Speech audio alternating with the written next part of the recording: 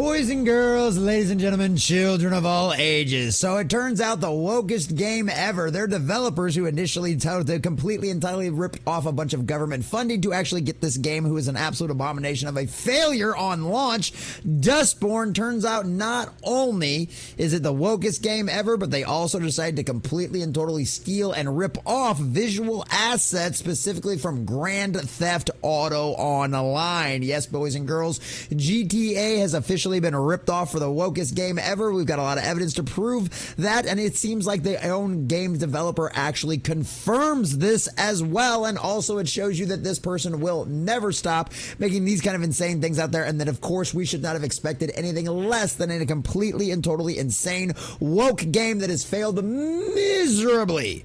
With the audience out there, boys and girls, and that's exactly what we've got to get in here to today, because internet sleuths are out there doing the Lord's work, and they're discovering and turning more of this stuff up. And it turns out even the game's developers, because they're obviously so bored with absolutely nothing else to do, because there's no maintenance, there's no monitoring, there's no maintaining to do on a game that literally has no one playing at the time of this recording of the vehicle, and only 3 people actually playing the demo. Shout out to our chat for confirming that. It's an absolute abysmal dust fire of guns, and at the end of the day, it was your tax dollars that funded this disgusting diatribe, and they were so lazy that they couldn't even come up with their own visual assets for the interior of an apartment. Boys and girls, yes, it's that pathetic. So we're going to share this article from thatparkplace.com, getting all of the juicy details. But before we do, if you do enjoy our content, hit that like button, share with all your friends, and subscribe or follow if you have not already, because boys and girls, we're inching our way closer and closer to 1,300. And as this is my full-time job, all of that growth really does help keep us motivated around here. So please check that out if you haven't already, and let us know what you think about this in the comment section down below. Did it surprise you at all that, concerning how lazy most woke storytelling is to begin with, that also their game development design was also lazy, and they literally just stole from other people? So from thatparkplace.com and our dear sweet John F. Trent, Dustborn developer appears to confirm game features stolen assets, disparages men, and threatens to push gay agenda in video games. Oh, color us shocked there. It's all agenda, and then they wonder why their games fail miserably with the audiences out there. Yeah, and it would be go woke, go broke in this case, except it's all government funded. Following Dustborn's catastrophic launch, one of the game developers, catastrophic,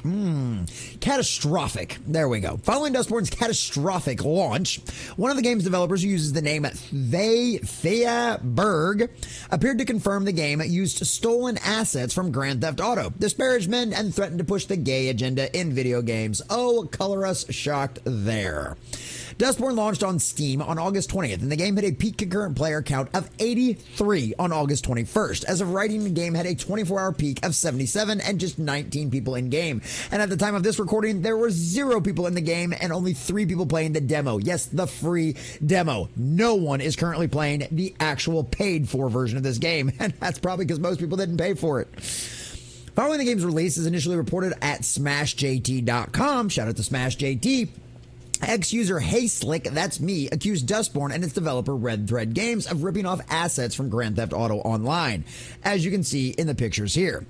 HeySlick's posted on X, this new Dustborn game has ripped off GTA Online, copying the apartment layout one-to-one. Paintings, TV, rooms, and even the small garden are in the exact same locations. This is insane, boys and girls. And although I'm not particularly all that familiar with GTA Online, it makes it pretty obvious when you actually start looking at all of the devils in the details on this one. In a follow-up, he added, here are the extra plus HQ screenshots, since the previous ones were lower quality. I took them from an old video since it was quite an old interior. Yeah, it's something that they literally ripped off from a while back. And here's another post showing even more examples of that. I mean, the TV, the placement, the windows. I mean, you can make that. This one really makes. I mean, even look at the stairs. The stairs line up. The wall is the same. The colors are a little bit different because obviously GTA Online has a lot more detail and is a much higher quality game than this Dustborn abomination, which is just flat and boring. But I mean, that is wild.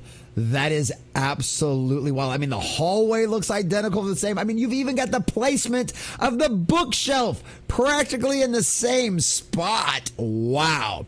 So Thea, I don't know. We're just going to go they. Berg responded to the accusation, seemingly confirming it. Berg wrote on X, "This is the funniest shit I've ever seen, dude. Why do you care? Because you're stealing from other people and other actual hard-working game designers who want to do a good job and produce a good quality product, spent countless hours of their lives designing, yes, that just an apartment out there, and made it look obviously far better than the ripoff of it you made."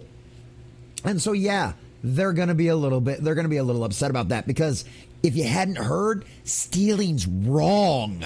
But of course, Faye and all the rest of you woke, insane, agenda-driven psychopaths out there, you don't actually have any kind of moral compass whatsoever. It's literally so far broken, it spins around so fast at this point, it'd be a miracle if you could find your way out of it in a single room or an apartment in your Dustborn game that no one's playing.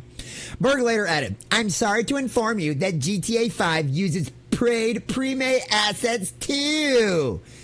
And as Splash responds, "Yeah, pre-made assets taken from whose games? Their own! They're not out there stealing and ripping off of other people's." And yes, I know, I have a few friends out there that are video game designers out there, and you can buy pre-built things like this.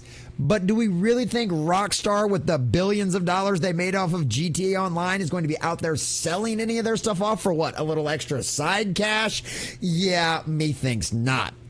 So following this, YouTuber Minimal Effort Live uncovered Berg's disparaging comments towards men, as well as Berg threatening to push gay agenda in video games. Oh, color us shocked there. Men as a concept was cooked. Aw, men are the weakest link, truly. Oh, really? Really? Are you signing up for the draft, Thea? Are you jumping on the front lines? Are you going to go fight all the wars that men have historically, time and time again, been the only thing to win those and defend you? Oh, that's right. But because you live in a bubble and in a world where all men are evil, and you can't see past your own nose to realize that if it wasn't for men, your safety and security would not exist for you to say stupid things like men are the weakest link. Faye Berg. "I will put knitting men and sexy non-binary peeps in your video games, and I will never stop. Be afraid. I come not in peace." Oh, so yes, you absolutely flat out said the agenda is all that matters to you, and you will use as much of our government tax dollars as you possibly can get your nasty, greedy, pathetic hands on in order to push your agenda and another game that will flop miserably and have zero cultural impact, because that doesn't matter how much taxpayer money you steal and try to fleece out of any of these government institutions out there. No one will ever accept this. It is being rejected by the mainstream audiences. Your goal was to influence, propagandize, and brainwash the next generation. But guess what? It's not working. So enjoy your vanity projects, enjoy stealing from taxpayers to fund your woke agenda-driven games, and enjoy watching them fail time and time again. Wow, do not read the comments on Goodbye Volcano High trailer on YouTube, man. Sometime in the future, gamers might realize that everything isn't made to cater specifically to you, and that's okay. Oh, really? It is? Because you have meltdowns when games aren't as inclusive as what you want them to be, Faye. So maybe you should take a little page out of your own book. Oh, but that's right. They're all hypocrites, because if the wokies didn't have double standards, they'd have no standards at all. Personally, can't wait to fulfill my dream of being a gay dinosaur. Yes, more Tumblr fan fiction weirdos trying to put all of their fantasies, forcing them into the real world and injecting them into their bullshit. Sarcasm or not, we know where this all comes down to. Thea goes, 50% of gamers are women, by the way. Which, once again, is a false pretense because that statistic is based on all video games, including mobile games. Well, Faye, you're not making mobile games to appeal to women. You're making things for PlayStation and Xbox and PC and things that go on Steam. Because that's what it is. It's a false narrative, right? Female gamers aren't the ones out there going and buying the brand new PlayStation 5, the brand new Xbox, aren't the ones going out there and getting things on Steam. For the vast majority of them, female gamers, which would include my very own wife, who would not consider herself a gamer in any way, shape, or form, because she does. She plays mobile games. A lot of them are just simple little time-consuming tap-tap games. There's not a lot of thought that goes into them. There's not a lot of effort in them, and they wouldn't qualify themselves as gamers in any reality. It's a BS false marketing statistic that was acquired and put together in order to push this kind of a driven nonsense, try to convince a lot of major corporations out there to buy off on all your DEI drivel and your forced tick boxing and inclusion and diversity into video games that falls flat. Fortunately enough, for the majority of the real world out there, we still actually have a quasi-free market system out there where things like this can come out there, get published into the world, and fail miserably. Fortunately enough, the only people out there you're still convincing to actually buy off and fund this kind of stuff is a bunch of government bureaucrats out there who their whole purpose in life is agenda-driven nonsense and dribble. And so, yes, until the taxpayers in a lot of these countries out there actually stand up and say something about this kind of stuff that you don't want to fund it, you will continually getting disastrous dumpster fires of failures out there. But this is the best part. It doesn't matter how many more of these woke vanity projects she gets to make or be involved in, or how much more of your hard-earned money they steal to do this, because it's not working.